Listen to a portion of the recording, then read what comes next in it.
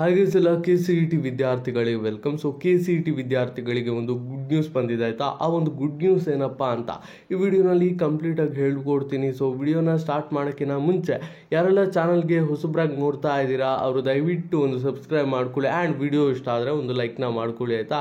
ಇನ್ನು good news ಏನಪ್ಪ ಅಂದರೆ ಸರ್ಕಾರದ ಮುಖ್ಯ ಕಾರ್ಯದರ್ಶಿಗಳೇನಿದ್ದಾರೆ ಅವರು KE ಜೊತೆ ಮಾತಾಡಿ ಇವಾಗ ಗ್ರೇಸ್ ಮಾರ್ಕ್ಸ್ ಕೊಡೋಕ್ಕೆ ಒಪ್ಕೊಂಡಿದ್ದಾರೆ ಆಯಿತಾ. ಸೊ ಇದು ಗುಡ್ ನ್ಯೂಸ್ ಅಂತಾನೆ ಹೇಳ್ಬೋದು. ಇನ್ನು ಎಷ್ಟು ಗ್ರೇಸ್ ಮಾರ್ಕ್ಸ್ ಕೊಡ್ತಾರೆ ಅನ್ನೋದ್ರ ಬಗ್ಗೆ ಇದುವರೆಗೂ ಮಾಹಿತಿ ಇಲ್ಲ. ಸೊ ಅದನ್ನು ಇವತ್ತು ಒಂದು ಮೀಟಿಂಗ್ ಆಗುತ್ತೆ. ಸೊ ಆ ಒಂದು ಮೀಟಿಂಗ್ನಲ್ಲಿ ನಿಮಗೆ ಕಂಪ್ಲೀಟಾಗಿ ಡೀಟೇಲ್ಸ್ನ ಕೊಡ್ತಾರೆ. ಸೊ ಇವತ್ತು ಸಂಜೆ ಹೊರಗಡೆ ಆ ಮೀಟಿಂಗ್ದು ರಿಸಲ್ಟ್ ಬರ್ಬೋದು, ಎಷ್ಟು ಮಾರ್ಕ್ಸ್ ಸಿಗುತ್ತಾ ಅಂತ ಇವತ್ತು ಸಂಜೆ ಗೊತ್ತಾಗ್ಬೋದು ಆಯಿತಾ.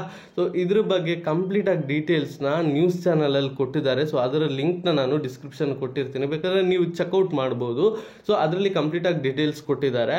ಅದೇ ರೀತಿ ಇನ್ನು ಎಕ್ಸಾಮ್ ಏನಾದರೂ ಆಗುತ್ತಾ ಅಂತ ಕೇಳ್ತಾ ಇದ್ದೀರಾ. ಸೊ ಎಕ್ಸಾಮ್ ನನಗೆ ಅನಿಸೋ ಪ್ರಕಾರ ಆಗೋ ಚಾನ್ಸಸ್ ತುಂಬಾ ಕಡಿಮೆ ಇದೆ.